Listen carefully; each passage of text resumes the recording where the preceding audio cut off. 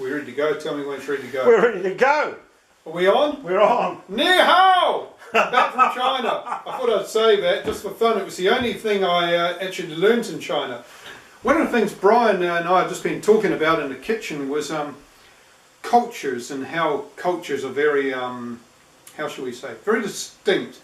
And I said to Brian that if I dropped him in his underwear or just in a t-shirt in the middle of Beijing without a phone and without anything, he would find it incredibly difficult. He might as well be on Mars, because no one would speak the language. The road signs would be totally indistinct to him because they would all be in, you know, those symbolic things.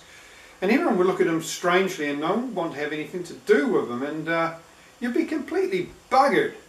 And I suppose the point of the exercise tonight is to actually talk about these things which are so obvious but so sort of foreign to us. Is that right, Brian? Well, yeah, I just like to say that we're mindful of Justin and David over there in the UK, who we follow very keenly on Justin's Facebook page. And what Nick's talking about is translated to similar problems or occurs all around the world.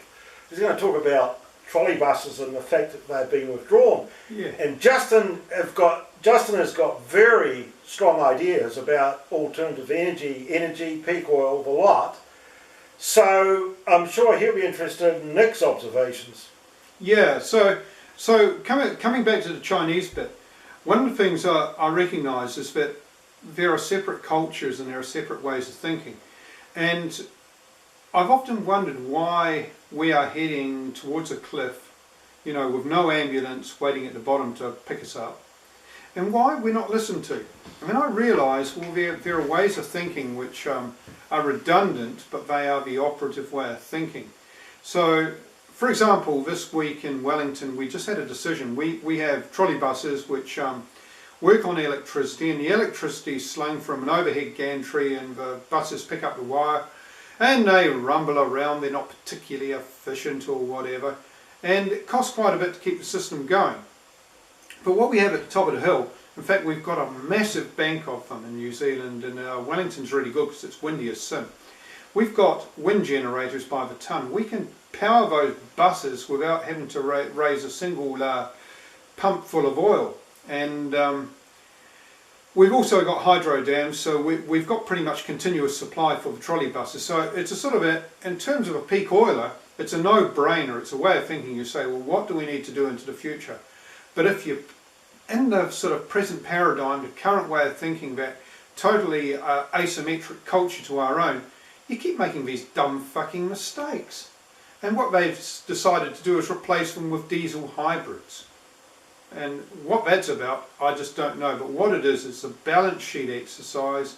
It's the ridiculous way we do our accounting. It's the ridiculous way we do things in a short-term sense. But if you bring that concept of short-termism and that concept of balance sheet exercises up and say, well, have you actually counted the true costs of this? Well, they run a fucking mile and you're a pariah. So how do you feel about that, Brian? Look, I've stopped thinking about the whole issue of alternative energy, because actually it's kind of like it's a kind of distraction from what's really going to happen next. There's a lot of talk about alternative energy, but in actual fact, as Justin knows, after peak oil there's a downward slope. And actually there isn't a substitute for oil. There's no substitute for oil. No. It's just not there. And of course the world's in for a big shock. Justin knows that. David's been thinking about it. And so, you know, these are interim measures. The real issue is we don't want to come to terms with what... thank you, Brian. Yeah. Yeah, that's it. And it's that lack of wanting to come to terms with things, that lack of ability to actually take yourself aside from the situation you're in and look at things in a separate way, which basically marks the point where our culture is at the moment. And it's no different in China. They're rushing towards the cliff edge at a famous pace. They'll probably be even higher than we are when they actually take off, which means they'll crash a lot harder. But Yeah, I suppose Brian's thinking is probably very much in line with myself in that I think that if we sit here and do the Cassandra Act and actually point the finger, it's so dreadfully easy because it's so bloody obvious, but it doesn't actually advance where we're at. And I think what we're really looking at is, as a society and as a community, what do we do to help ourselves through this particular change? This, it's almost epochal. It's really one of those things which say, do we do it alone or do we do it as a group? What do we do? What do we do, Brian? Well, it was a collective act of denial, and even as individuals, both Nick and I enter into denial from time to time. And of course you can only take so much of the starkness and the horror of what comes next, and so then you're better off to tuck yourself up in bed and continue business as usual, because we'll get absolutely stressed out thinking about it all. Yeah. I think we're actually in a box. We're in a box that we can't get out of. I've been thinking about it more and more. I mean, we've overshot our carrying capacity, and so you wonder why. I was talking to my partner tonight, my wife, and she was saying, Rwanda, they allowed that slaughter to go on and 1 million people were killed and the big powers didn't do anything. Well, of course, when you've overshot your carrying capacity, why on earth would you want to actually intervene? Why? But you know what, Brian, you're quite sort of logical in that sense, but you know what? No one was thinking that. There was a degree of cynicism about that, which, in terms of what happened in the response from the powers, which was really staggering. And I really look on it from the viewpoint that the self-interest which we as societies at the moment are so absorbed with, it restricts our vision. It puts us in blinkers, so we don't actually regard things in a bigger sense as to what does this really mean. We're not prepared to examine that. In New Zealand here, it's middle of winter. I'm wearing a scarf, and it's cold, isn't it, Brian? Well, I don't feel cold myself, I do. particularly while these kinds of conversations have been wound up. But I've got to say, one person's death is a tragedy, but 1 million becomes just a statistic. That's very much the Joe Stalin line. But coming back to what I was saying... Don't compare me with him, I'm just saying that's how easy it is to deal with. Look, there's just 1 million people died over there, but if the next door neighbour falls over, well, there's a problem. Yeah, but I suppose where I was going is we're very much like any Western democracy. We've got an election coming up. Now, anyone who's in the know knows what this means, sweet Fanny Adams. Who wins is not really important, but we have this pretense and we have this idea that it is important, so we all get excited. And it's really quite a good gauge of the behavioural characteristics and the ethics of people. In New Zealand here we've got what Britain would call conservative and Americans would call Republican, a sort of centre-right government, and these horrors are doing something really quite interesting. They're still working on the principle of individual greed. They're still working on the principle of we're okay. They're pumping us up saying we're a rock star economy and I'm all right, Jack, and you should aspire to be just as all right as me. And you know what? The gullible idiots out there, they don't want to see what is happening around them because the signs are all so obvious. Well, so they would vote this crew back in. It's almost as sure as day follows night. But the reality is that they'll also wake up to a new dawn, and that's what we're talking about. Well, the delusion is really interesting. The boosters and promoters, they do this every time.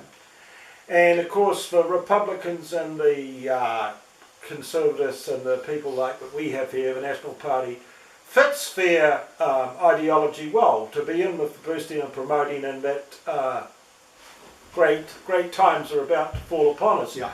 But I've got news for everyone, and Nick, of course, thinks about it as much as I do. Actually, not far after the next election, the curtain comes down, or goes up, comes down actually, and the new act is one of unbelievable austerity, which we're going to have thrown in our faces.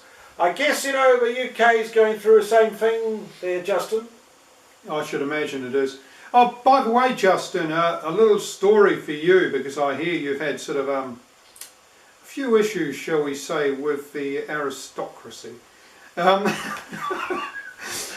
when I was a teenager, we came back to Britain. My father is English and we're from the New Forest. And we were driving through the New Forest and my father was driving straight towards a pheasant and I was encouraging him to knock this pheasant out and perhaps we might have a pheasant roast. My father was a bit reticent and I said, what's the problem? And he said, well, they don't belong to us, we can't do that. And I thought, what's this concept that a bird belongs to anyone other than the bird? And he said, the bird belongs to Lord Montague. Ever since then I've despised Lord Montague. It was slightly irrational, but I'm afraid him owning a pheasant just didn't do it for me. So I'm with you. Okay. Well, look, the thing is, Justin and David, we have to get our heads around this whole notion of ownership, and particularly when it comes to ownership of property, you see. Yeah. So it's a kind of legal fiction that's been invented, and it works very well for the barons. Let's call them the barons, because actually it's kind of like the old battle of the barons versus the peasants. Yeah. And it's ongoing. I know David probably doesn't like the idea of any of this Marxist analysis. Well, maybe he does, but he did actually kind of pull me up in one of his references on our Facebook page about Marxism. And I said, well, really, I'm just a free-thinking Lutheran rather than a Marxist. So I think that took a bit of a heat out of it. But ownership is a big legal fiction, guys, and the biggest, benefactor of this legal fiction is that Duke. What about Charlie Farley? Charlie Farley seems to own half of the West Country. He's a terrible person. He's officially sort of green and sort of new age-ish, but he sends people rental bills and stuff. Good heavens. So what can you do? We're really pleased to be over here, guys, but we have our own issues, so we shouldn't comment too much about yours. Having said as much, if you do get deported, Justin, there's a shortage of builders and joiners and cabinet makers here in New Zealand at this time, because we've had the most dreadful thing happen in Christchurch, our second largest city, and the central business district was effectively flattened by a huge earthquake. So we know all about our own troubles, and we've borrowed, of course, a lot of money to fix it all up, which is part of the growth in our economy, Justin. And, Justin was kind of like correcting me on the need to have a certain amount of debt, because that's how our economy works, debt-based economics. But I tell you what, if you're actually an individual, as opposed to thinking of a group of people, you look after your finances the best you can. Don't have too much debt. Yeah, it's really interesting, that one. We'll do another show on this one soon, because there's a very esoteric argument about debt and credit and whether they are actually one and the same thing. And it's a bit like light and day and yin and yang. Well, I think they go together. Justin's got some very strong ideas on debt and credit. Yeah. But I tell you what, guys, I think we're going to go downtown and have a coffee. We're going to go and have a coffee because we're recording this at 8 o'clock on a Friday night, Justin. As you know, there's a bit of a mismatch with the times. I'm getting up at 6 in the morning. You guys are going to bed, and I'm wanting to talk to you, at silly time. So I think last night was, say, like 11:30 or something over there, and here I was, in the morning, hammering away, and they were saying, hey, we want to go to bed. But we're actually going to go downtown and calf hop and just be dilettantes. Yeah. Okay, Justin. We're going to take advantage of the world the way it is today, because we might not get it tomorrow, and I don't know what we're going to do about coffee, but we'll get there. Okay, guys. Good night.